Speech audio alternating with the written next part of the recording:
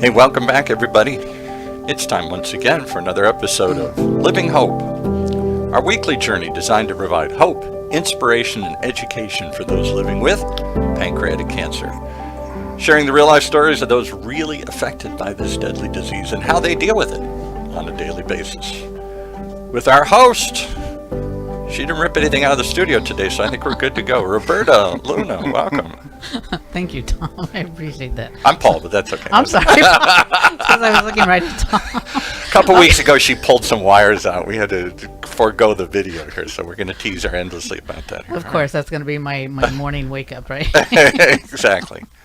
Anyway, today I have Thom Mrozek. I hope I said that right, finally, with us today, back actually for, he's been with us a few times and really appreciate him coming down because it's not an easy drive, I don't think, for him. I think it's quite a ways, but I do appreciate him coming in person and being here. Thom, I thank you. Can you just give us a little bit of background for those maybe who haven't caught some of the other episodes you've been on, just what you're dealing with and what your connection is? Great to see you, Roberta. Thank you. Good to see you. You're looking great, by the way. Thank you very much. My pleasure to drive down here and see you. I was diagnosed on Leap Day, February 29th, 2012. So I'm an 11-year survivor. Had the Whipple, a full course of FOLFIRINOX, many other adventures in the meantime. But I've managed to piece together a wonderful life, and I love interacting with other people in the community, such as yourself, and sharing my story of strength and hope, I guess. Yeah, and I think today I'm hoping it will be, kind of educating as well as that hope and inspiration. Because the Whipple, it's not an easy procedure. And for those of you that know, the Whipple procedure is actually named after Dr. Alan Whipple. He was a Columbian University surgeon who performed the first operation in 1935. I didn't know it was that long ago. I thought it was in the 50s. That was quite a while ago. Wow. Yeah, hopefully my research was correct, but yeah, that's quite a while. And I just wonder what the difference is. There any difference from that time to what they're doing today, which I think there is a little bit, because I understand now there's a couple of different procedures. So my understanding, and I'm not a doctor, just an English major, is that there are modified versions of it. So in some cases, they opt not to take part of the stomach and the duodenum, which is the upper part of the intestine. There are some modifications, but most people that I've talked to have had the full Whipple. So your gallbladder comes out, they take out the affected part of the pancreas, they have to rebuild the duct system, the bile duct and the pancreatic duct. They take out about a third, the lower third of the stomach and the entire duodenum. And so there's major plumbing issues that have to be dealt with on top of the trauma of having the surgery and losing part of your pancreas, which I didn't know until I got sick. Turns out is pretty important in your life. Yeah, it is, because again, too, I didn't realize either what it does. The pancreas has two really great functions. One is to control your sugar, your insulin, and also to help you digest food. So it's really important. You really kind of need that to work properly, right? I remember when I first got sick and I exhibited I had some pretty severe stomach pain. It was sort of analogous to having pancreatitis because my tumor was blocking the pancreatic duct.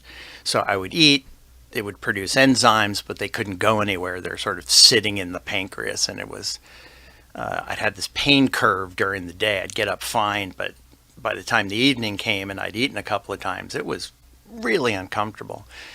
And I remember my internist ran a bunch of tests and called me up and he's like, "Hey, Tom, it's your pancreas. Stop eating." And I thought, what the hell's the pancreas? So what does it do? And it turns out it's super important. You can't live without it. You can't live without those two functions. Yeah, you either have to go on enzymes or insulin. You can become a diabetic, actually, a full diabetic. So when you were told that you were going to have the Whipple, what were you prepared? Did they prepare you at all, or how did they tell you about the procedure, or did they? No. So, the surgeons who, and I know a number of them now, the surgeons who do it are very technically adept, and they know how to get in there and take care of these very complicated procedures where there's a whole bunch of organs and other things that are really tight. And that's why the Whipple is so invasive, why other organs come out, part of your stomach and part of your intestines, because everything's all jammed in there. And my understanding is, the basic theory is that if you have a tumor in your pancreas, there's a very good chance that cells from that can get out and can contaminate these items that are right adjacent to it. So they just go in there and take everything out. At least that's my understanding of it. And I had not been diagnosed when I had scheduled the surgery, but they had identified a mass. They hadn't done a biopsy yet, but the mass was of sufficient size that the gastroenterologist had said, it doesn't really matter what this is. It's going to have to come out. So I actually had met with a surgeon the morning that I had the endoscopy, where they put the tube down your throat into your stomach to do the biopsy. So I was actually diagnosed probably 5 or 6 days after I'd scheduled the surgery, and all I knew it was a big deal. And I met with a guy who I'd been referred to through a friend who's a doctor, and he had done hundreds and hundreds of these things. And I said, okay, this is going to be a big deal. I'm not quite sure what it all means. And we went off to the races. So there was really no sitting down and talking to you, telling you exactly how the surgery was going to go, how invasive it was? Or what there's some discussion of that. They'll tell you what they're going to do, but it's, I hate to do this, but I often equate these surgeons with mechanics. They open the hood, they go in there and they take out the fuel pump or whatever thing they're going to do, and they put it back in, they close the hood, and great. Like, you can drive away. And, having it done and having it done successfully so that you can get out of the hospital is one thing.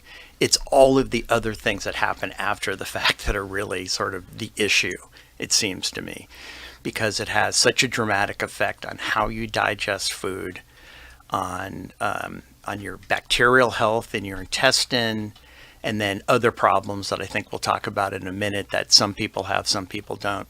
My favorite example when I talk to new patients that are going to have the Whipple, I always warn them of the so-called Whipple attack, which came upon me probably 5 or 6 weeks after I had surgery. And all of a sudden it feels like there's a tiny little guy in my gut running around with a machete. And it was unbelievably painful and unbelievably scary. And I had no idea what it was. Nobody warned me about that. And it turns out that there is a antispasmodic that will make it go away. At least, and so you can't prevent them coming on, but at least you can prevent further ones happening, because they tend to happen in streaks. You get one, you get another one 10 minutes or 20 minutes or 30 minutes later. And that's something I always mention to new patients when they're going in is, you may have this incredible pain in your intestine. Here's the good thing. It's only going to last 90 seconds. So it will go away. And you want to have some of this drug, which is hyoscyamine, on hand. And you take that, you put it on your tongue, gets in your bloodstream very quick, and it will prevent further things from hopefully prevent further incidents from happening that day. Nobody tells you that, right? I think they've gotten a lot better now talking about the use of enzymes after, for people that don't lose their entire pancreas. I lost about half of mine, and they just said, we're going to put you on enzymes. Nobody really explained it. It's how many do you need? Do I really need it? Yada, yada, yada. Turns out I had some other problems. And I actually switched brands of enzymes. And even though it's exactly the same thing, those enzymes are derived from pig pancreas. The brand that I went to, which is ZenPep, everybody tends to start with Creon. I eventually, after a year of suffering with horrific bowel issues, switched to a different brand, and within 3 days it changed my life. Just literally changed my life and made my life livable again, in terms of not spending a couple hours a day in the bathroom. So, or making that plan so if you go anywhere, you know where bathrooms are, right? It was horrible. Like, I can't take a road trip because, and this and that. And if I'm going to go somewhere, it was a panic. It was horrible. There's an app now for bathrooms, so you can find really? that. Yeah, there is an app. Well, no, I'm going to recommend that to people, because that can be an issue for a lot of us. Yeah, especially when you're traveling. And for the enzymes, it is really odd too, because I was taking Visitech, which is an old one, but it worked better for me than the Creon, which is a newer one. So right. That's what I do, but it's something that still is really confusing because they just give you the prescription and say, here's the enzymes, Right. take them with meals. Or Right. it's like every time I put food in my mouth, I have to take one, or I have to take three, or what is it? So we're still trying to figure that all out. And I Right. hope they can get that. They're getting a lot better at doing it, and so programs like the one at UCLA, they'll bring a nutritionist in early, and they'll work with you to try to figure out, okay, these are typically the foods that you're going to have problems with.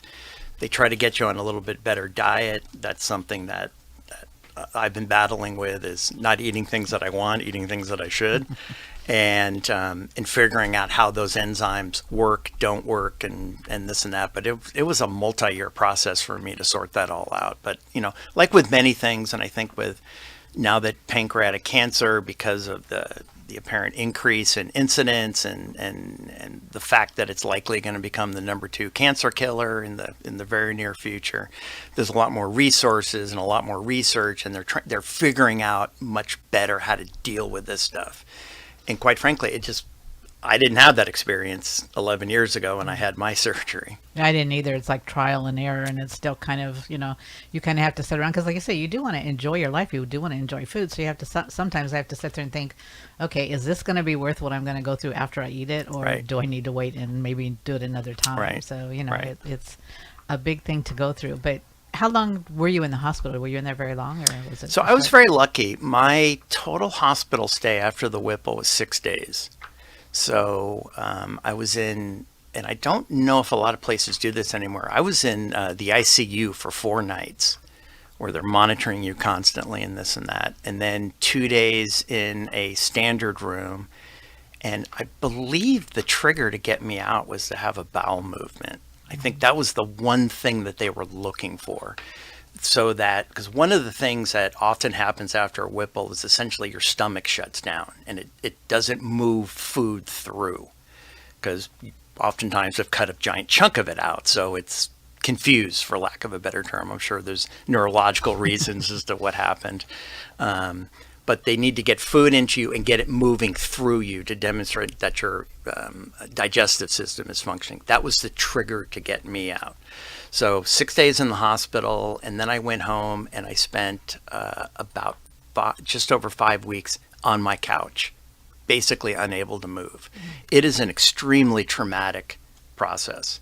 So, I have a 8-inch scar roughly in my abdomen, and they take stuff out and they rewire stuff, and it's a big deal, right? There's just no two ways about it. It is a major surgery. And I fortunately didn't have any side effects. I didn't have any infections, or water retention happens with some frequency in your abdomen. There's all kinds of things that can happen. So fortunately, I didn't have any of those. But when I got home, I couldn't move. It was just the trauma of it and the body trying to recover. I was down for about 6 weeks. Oh. Well, it's like you said. I mean, it's like the mechanic thing, right? They're taking everything out, and you're hoping to God they put everything back in the right way. Absolutely. That the plumbing is working right. So. Absolutely. So was it? I mean, a stupid question, I'm sure, but was it? Were you on the couch so long because it was so painful, or just trying to readjust everything? So, and this is something I emphasize to people: pain often is not an issue. I mean, obviously, you get cut open and there's pain and this and that. Many people that I've talked to, and what happened to me is they have you on an epidural while you're in the hospital. And that's the first thing that goes in and the last thing that comes out, because after a Whipple, you have tubes, feeding tubes going down your nose. You have drains coming out of you. You're sort of loaded up with tubes in a fairly horrific way. And I kept saying, because the epidural goes in your back, it's kind of uncomfortable. And they're like, no, that's the last thing that comes out. Trust us. And I did. And it was wonderful. And when I got home, I think I took 1 pain pill after I got home, just 1. And that was it. So it wasn't the pain. It was just the fact that going through that trauma, it's like being hit by a truck. It's going to take you a while to recover. And you have to be patient. And this is something I often emphasize with people. You're a patient. I'm sorry to tell you, but that's the reality of it.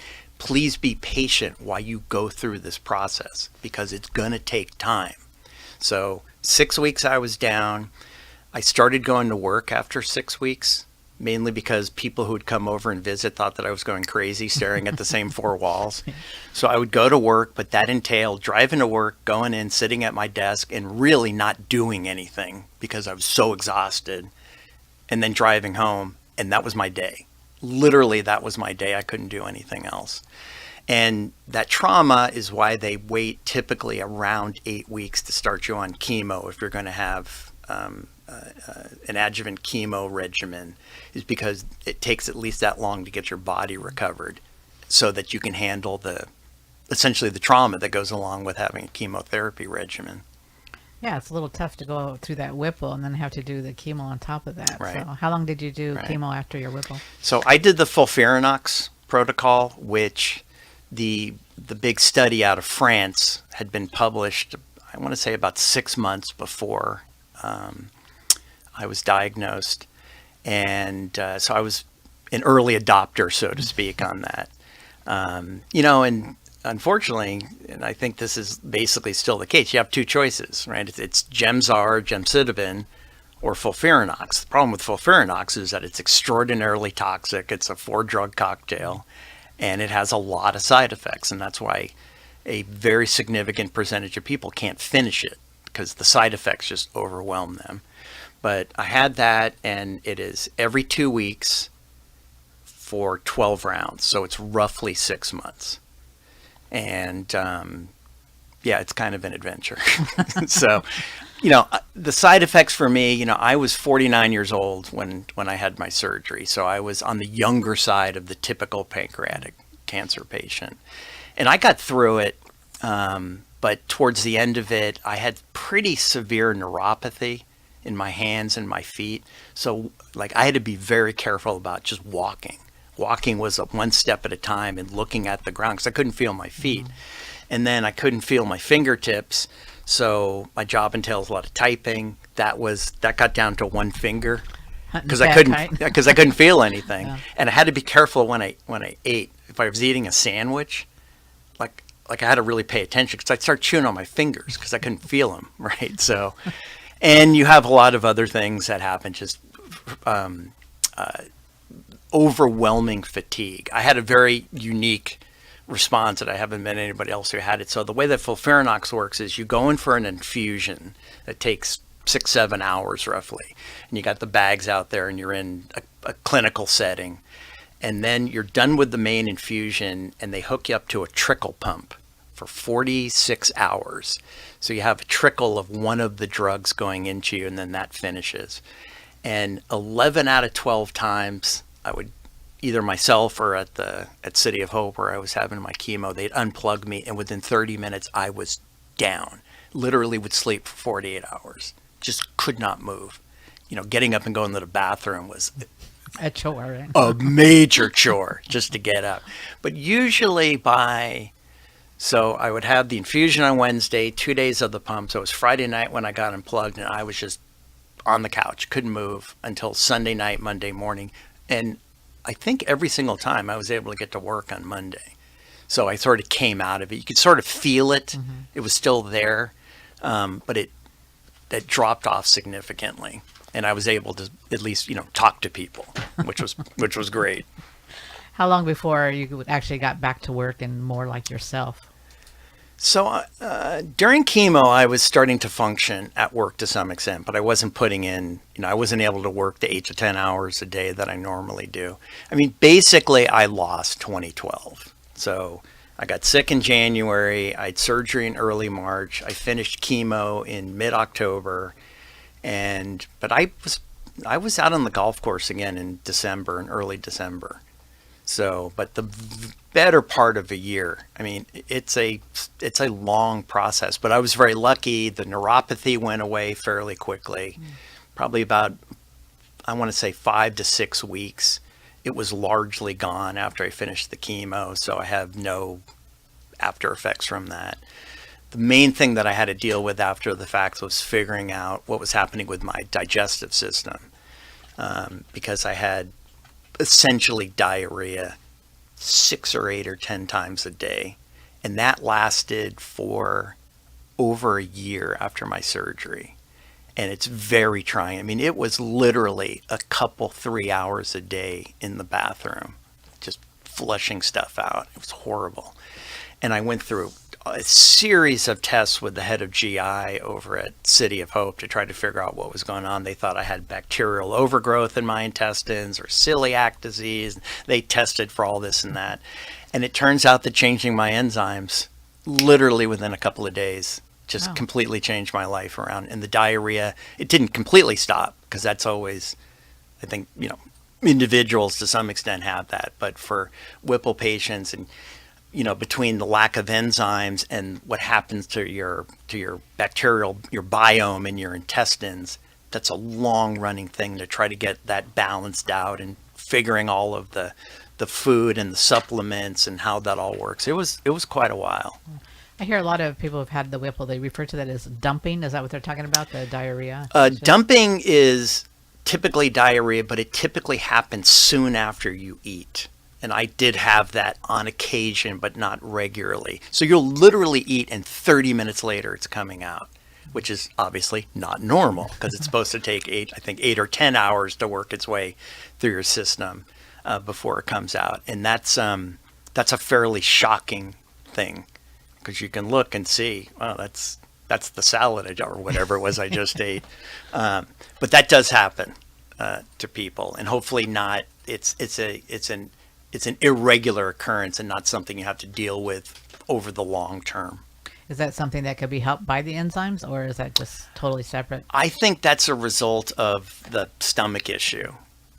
Again, English major, not doctor, but I think that's what that's caused by, because it's clearly not normal that food moves through your intestinal tract that quickly. So there's musculature issues that are happening because nerves are misfiring. That's my suspicion as to why that's happening.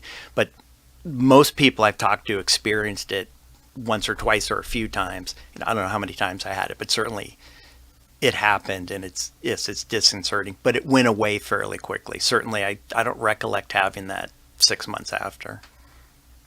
And what is it that you do for that? Is it anything that you can take or anything? I'm not aware of anything. I just think it happens, and then you hope it doesn't happen again.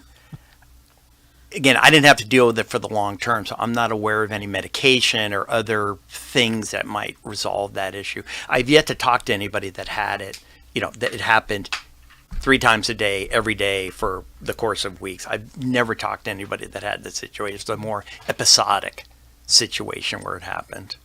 You mentioned your job. What is it that you do, and how did this interfere with being able to do that? I mean, if you're sitting there, I know sitting there at a table, or like me, I'm a paralegal, so if I'm in a courtroom, it's a little hard to run out and go to the bathroom and then try to come back. So So I do I do media for a governmental agency, and it certainly impacted my ability to do my job. But one of the great things of working for the federal government is, and at least in my shop, is it's kind of a family thing.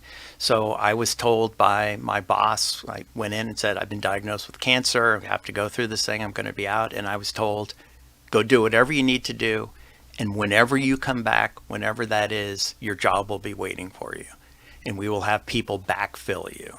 Now, did they do a very good job? No, but what happened, what needed to happen, happened, and I didn't have to worry about it. And also in things, in the government, I'm sure other agents, other private agencies have it. I was fortunate. I'd been with the government for, I don't know, close to 15 years at this point. So your sick time accumulates. So it's not a use or lose. You can only carry over a certain amount of vacation time, but sick leave builds up. So after the course of time, if you haven't been sick, I had several months of sick time. So if I needed just to be off the grid for 3 or 4 months, I would still have a paycheck coming in because I had built up sick time. And if you run out of that, you can ask your colleagues to donate vacation time. And a lot of them have tons of vacation time, particularly the people in my office, because they're so busy and this and that. And so it really was, I didn't have to worry about it. I was very, very fortunate. I had a good insurance situation, and I didn't have to worry about a paycheck coming in. but I didn't want to get back to work. I enjoy my job, and I wanted to do it. But yes, it was severely impacted for months. And, like I said, I basically lost a year. I'm going to say it was a year until I was back to peak performance, where I could go in and, really, if I needed to work 10 hours and to focus on a series of projects, where I could do it. You mentioned your work was like a family. Well, you also have a family. How did they deal with this? Because it's like, this doesn't just, a lot of people think it just affects us as a patient or survivor. It doesn't. It affects the whole family. There's no question about it. I'm glad you brought that up. It's very traumatic. And I think it was more traumatic for my wife and daughter than it was for me. The psychology of me dealing with it was very unique to me, and I dealt with it on a sort of a day-by-day basis. It's like, okay, I don't feel well, so I go to the doctor, and the doctor tells me this, which means I need to go to another doctor, and that doctor looks at me, and then I need to have a test, and it's, over the course of days, you have these little chores, and that's how I approached it. I didn't say, oh, I'm sick, I have cancer. I knew that was a within a fairly short period of time, I knew that was a possibility, but I didn't really think about it until I got the phone call saying, okay, the biopsy was positive, and it wasn't a huge shock, obviously a tremendous bummer, and that does really shake up your sense of reality and this and that. But I went through the process, and it never dawned, it literally did not dawn on me until a year and a half or maybe 2 years after my surgery that I could die. This could kill me, and it kills many people. It just never entered my consciousness. So I was very lucky in terms of whatever psychosis I have to be able to go through that mentally. But my daughter, who was 9 years old, I think at the time when I got diagnosed, and Daddy has cancer, and that is a horrible thing to hear. It's a horrible thing to hear for you and for your loved ones, to say, oh, he has cancer, and and it's pancreatic cancer. So, that's not a good thing, right? I used to joke when they wanted to kill somebody off quickly on TV, they give them pancreatic cancer and they're gone the next episode, right? So, caregivers, the importance, the power, and the impact on caregivers, I don't think can be understated. I couldn't feed myself for the first few months. And then the stress of a caregiver with a pancreatic cancer patient, because they don't want to eat. They're not hungry. They can't, in some cases, keep the food down, whatever. In my case, it was just, I don't want to eat. And particularly when I was undergoing chemo, it wasn't that I was nauseous and throwing up. I didn't have any of that. It was just the thought of eating sounded so stupid. I may as well bang a spike into my head, right? So, and my wife would prepare these things. She's like, oh, how about this and how about that? And it would show up, and I'd look at it and be like, God, no, I can't do this. And so all the stress and strain that goes on top of it, I'm trying to take care of this person, and I literally can't feed them. So, my love and admiration for my family for seeing me through it, because I couldn't have done it without them, it's just unbounded. And that applies to any caregiver out there dealing with a situation as traumatic as this.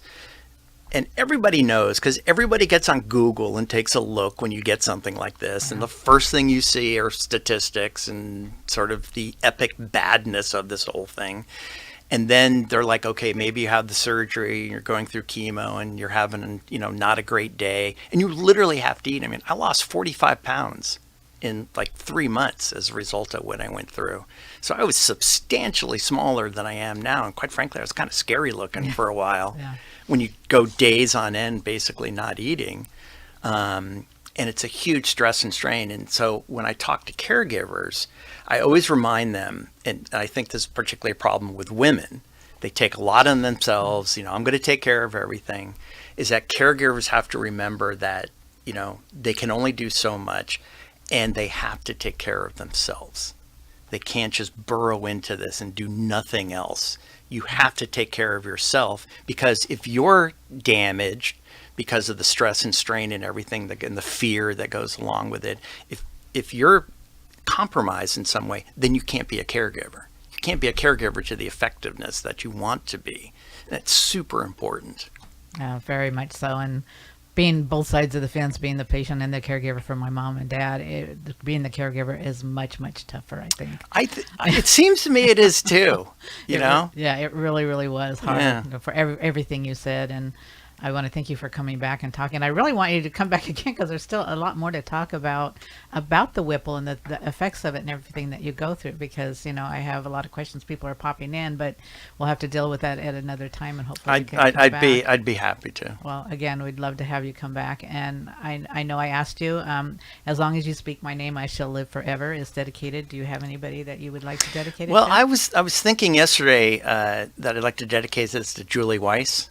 Oh, perfect. Julie, who has been so impacted by it, but has been such an awesome advocate and raising the profile and getting the message out. She's done great work for so many years now. So I want to dedicate this to Julie Weiss. Julie Weiss is also known as the Marathon Goddess. She Yes. ran 52 marathons in 1 year. Yep. That's a marathon a weekend. Yep. And Also after known that- as crazy. But and went to work on Monday after doing that. So yes, thank you for dedicating that. Julie Weiss was a perfect choice, a Marathon Goddess. I love her to pieces, and she has her signature thing that she does with the hands out and stuff. So thank you, Julie, for everything you do. She lost her dad to pancreatic cancer and has really turned that into an amazing thing to help all of us. So thank you, Julie. Thank you, Thom, again for being here, and we want to have you come back. great.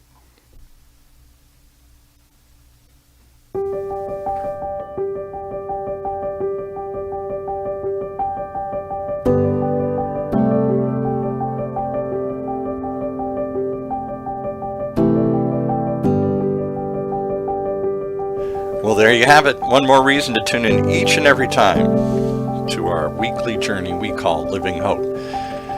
Providing hope, inspiration, and education for those living with pancreatic cancer. Sharing the real life stories of those really affected. And if you'd like more information, if you need more than a story, you need a hand to help, a place to guide you, lots of resources. Let's start with 8772-PANCAN. That's 8772-PANCAN for the Pancreatic Cancer Action Network. For the OC Talk Radio Network, I'm Paul Roberts, thanking you for joining us, hoping you'll share this story with somebody who needs to hear it, and hoping you'll tune in each and every time as we continue the journey together, right here in Orange County's only community radio station, streaming live from our studios here at the University of California, Irvine's Beale Applied Innovation Center.